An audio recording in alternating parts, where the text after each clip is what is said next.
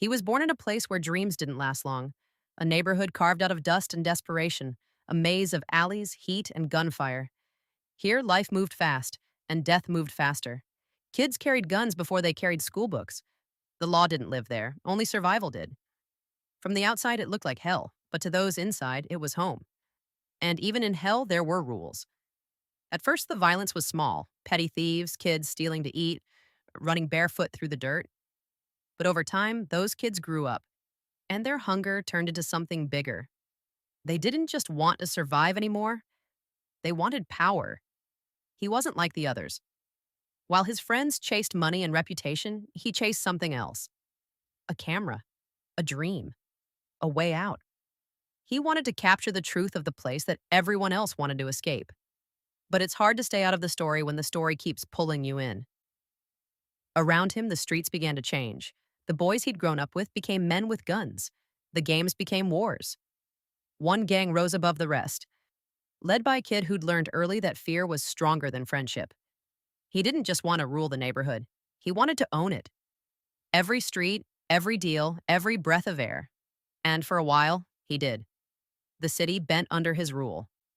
Drugs flowed like currency, blood marked the borders, and the children learned quickly. If you wanted to live, you had to choose a side. Neutrality didn't exist.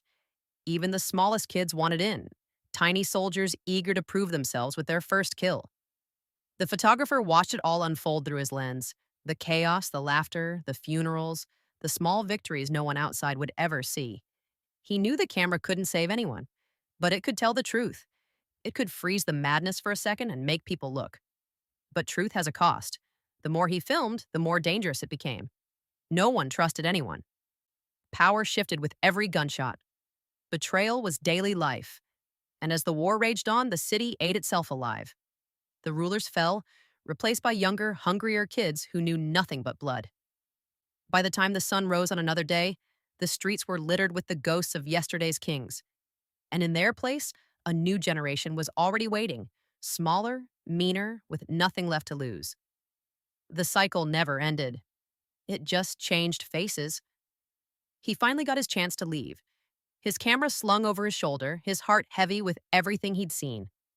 He walked away from the place that made him and nearly destroyed him, but he knew he'd never really escape it. Because some cities don't just live on a map, they live inside you. And somewhere, deep in those twisting alleys, the gunfire began again. Different hands, same story. Because in a world built on violence, peace isn't the end. It's just the pause between wars. Can you guess the movie?